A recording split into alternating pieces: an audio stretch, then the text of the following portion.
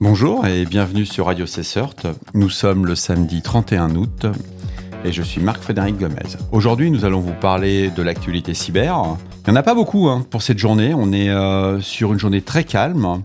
Il y a la CISA, comme d'habitude, nos amis américains. Ils ont annoncé hier soir la mise à disposition d'un portail pour déclarer tous les incidents de type cybersécurité. C'est assez intéressant parce qu'ils sont en train de s'ouvrir sur le fait que vous ayez des IOC, un lien de phishing, un cyberincident, vous le déclarez, et à partir de là, ils peuvent venir soit vous aider, mais vous donner des infos, puis surtout travailler sur les sujets de la cybercriminalité. Donc, passionnant. Je vous recommande, je vous mets le lien en description de l'épisode. Ça vaut vraiment la peine d'aller voir, ne serait-ce que sur le principe, comment l'État peut aider les entreprises. Il ne faut pas oublier qu'hier, dans l'épisode de vendredi, le FBI a annoncé un échec face aux attaquants d'origine chinoise, malgré des millions de dollars d'investis. C'est pas des millions. À leur niveau, ça s'appelle en milliards. Et ils se rendent compte que l'argent ne suffit pas. Il faut avoir de l'info. C'est le secret de la cybersécurité. Sans info, vous n'irez pas loin. Vous pourrez acheter des outils, vous pourrez prendre des abonnements, mais ça n'ira pas beaucoup plus loin. Un point intéressant, il y a une vulnérabilité sous Chrome qui est actuellement exploitée par APT29. Donc, pour rappel, APT29, c'est Nobelium, c'est Midnight Blizzard, c'est Cozy Beer.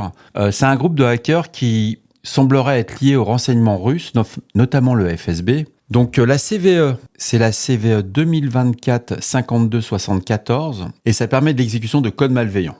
Donc mettez à jour, comme d'habitude, et puis il n'y a pas le choix, quoi. Je vous mets le lien en description pour ceux qui sont intéressés. Ce sont nos amis de securityonline.info qui l'ont trouvé. Donc c'est tout au niveau actualité. Côté Jeux Olympiques, je pensais faire un épisode de podcast dédié aux Jeux Olympiques, mais il n'y a rien à dire. Il n'y a pas d'activité, il y a pas de.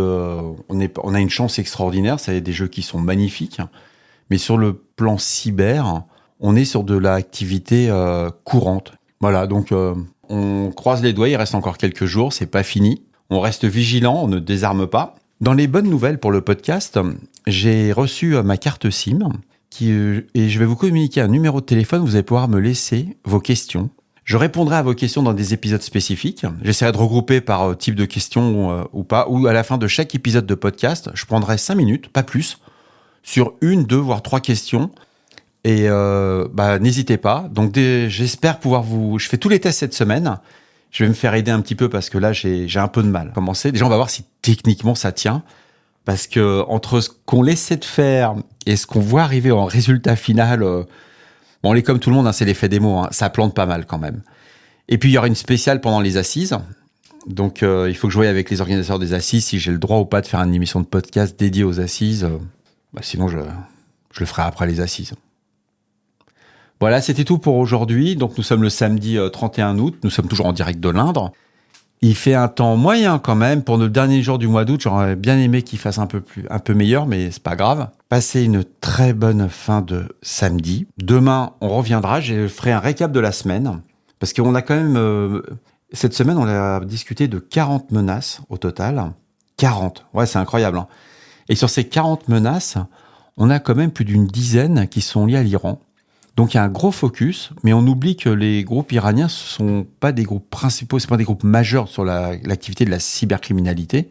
Et même au niveau étatique, on parle pas... il y a des groupes qui sont beaucoup plus discrets, que ce soit des groupes chinois, des groupes russophones. On a aussi des groupes américains. Et oui, tout le monde s'espionne dans ce monde. Mais il y a aussi il y a la mafia, elle est internationale. Et ce qui est assez surprenant, c'est le côté où on voit très très peu d'articles OSINT qui parlent, par exemple, du blanchiment d'argent qui est lié à la cybercriminalité.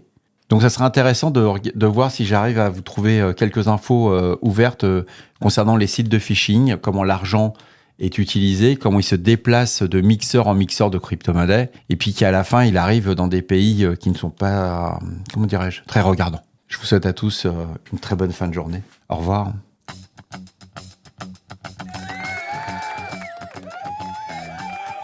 Faut que j'arrête de jouer avec les boutons, mais c'est top. Ouais, j'adore.